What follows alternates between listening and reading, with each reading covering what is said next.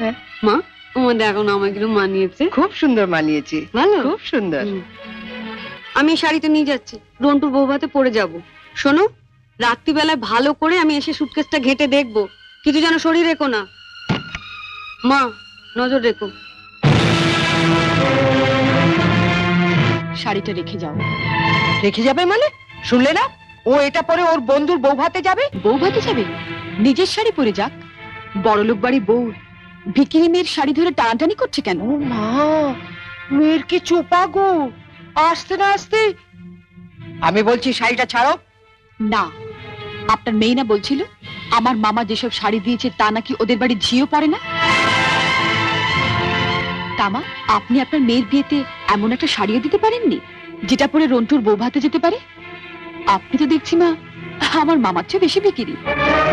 কি কি বললে তুমি আমার মাকে?